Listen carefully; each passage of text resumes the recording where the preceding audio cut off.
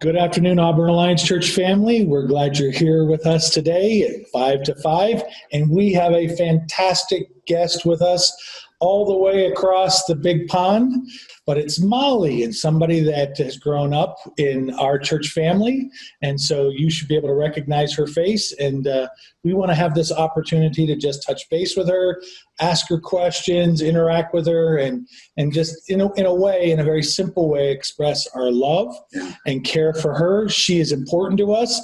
I was really excited about this, PJ, to be able to interview Molly and hear about how she's doing. And so how you doing, Molly? I'm doing good. Yeah, are you well? I am healthy and well. Great.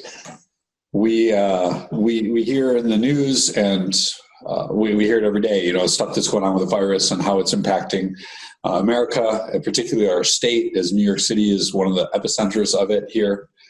And we read about what's going on in other places in the world, but we don't often have the opportunity to talk to someone who lives somewhere outside of the United States.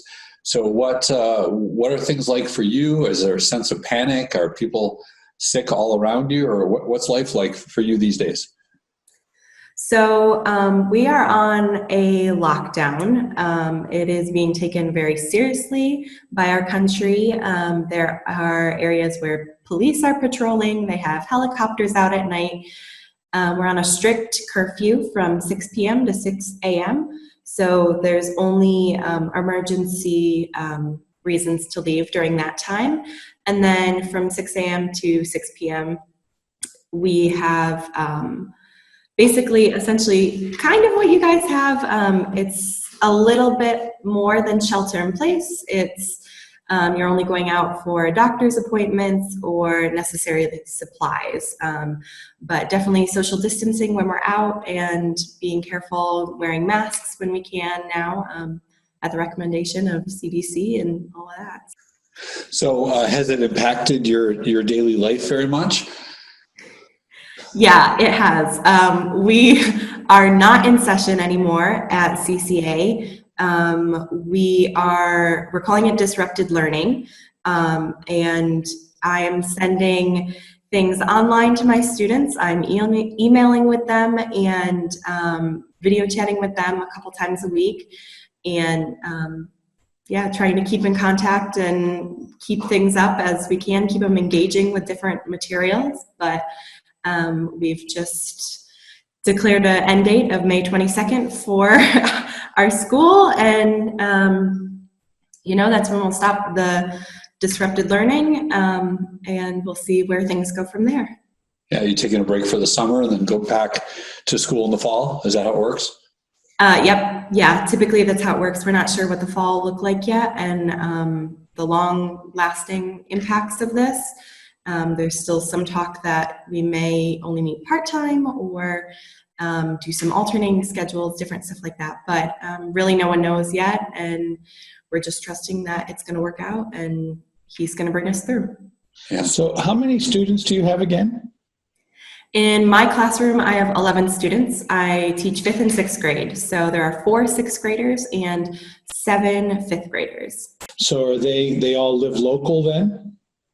Yep. Well, they were all living local. I do have one who is back in the States now. That was something that was already planned, but their exit was moved up a little bit once everything started hitting and the airports were shutting down and all of that. So, yeah. You must miss your students, I bet, huh?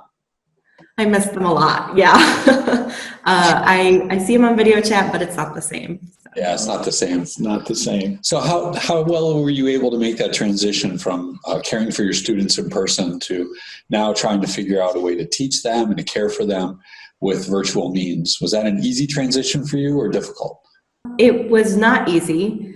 I definitely didn't have the most difficult time because we have been using technology in our classroom all year. Some of our textbooks are actually tech books, so they're online anyway with some activities built in and all of that. So I was able to transition some parts easier than others, but for subjects where it's very much teacher-centered or very heavy on information that I have to help them with, it was a little bit more difficult. So we're learning, and always growing in some way. So, yeah. Yeah, it's interesting that I think that most Americans interpret that, well, maybe this is just a state thing, or it could be just a U.S. thing, but I don't know if they're able to grasp the scope of how big this is, that your world in North Africa has been affected because of the exact same thing that we're dealing with here. And then, of course, when our family lived in Macedonia, they're doing exactly the same thing. They're not able to congregate as a group of people, that meet on Sundays. And in so doing, it's fascinating to realize that the whole world has been touched by this, by something that is unseen. And well, we have a lot of people that we're connected with here who like to think about you and would love to hear, different ways that you would want them to think or care for you. So are there certain things that we should keep in mind when we're thinking about you these days?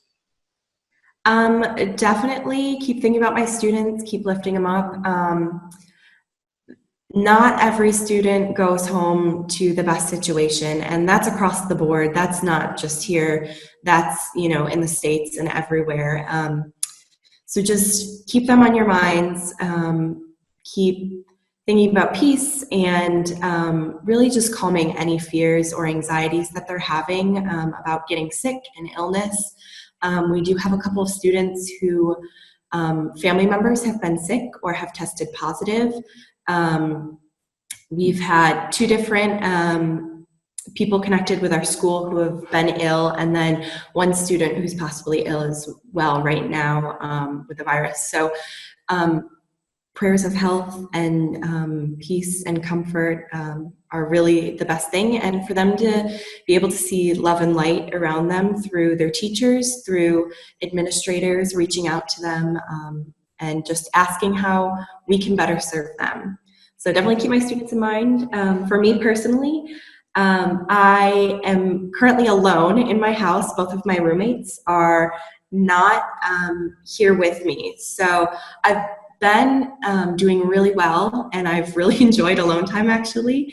I'm an introvert, so I totally understand that. But just keep thinking against loneliness for me, and just not even let that be an opportunity for a way to tear me down or isolate me in that.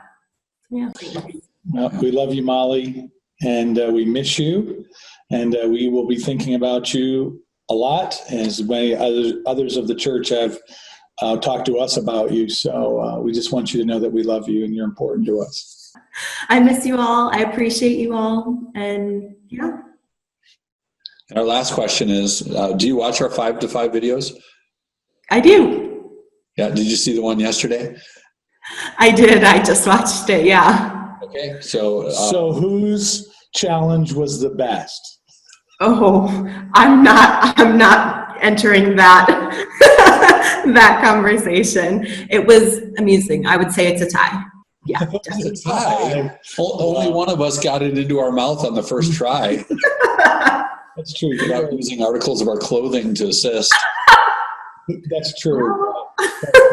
And I'll just let you know, you are invited to participate. Yes. Oh, thank you. We have a hard time finding whipped cream here. Most of the time you have to get some heavy whipping cream and use some beaters, and unfortunately. It's great to see you, and good to talk with you, and good to see your face smiling. Yeah. And You guys too. just, look forward to when you're back able to travel here, and we can see you again face to face. Yeah. Yes, me too. All right. Thanks, Molly.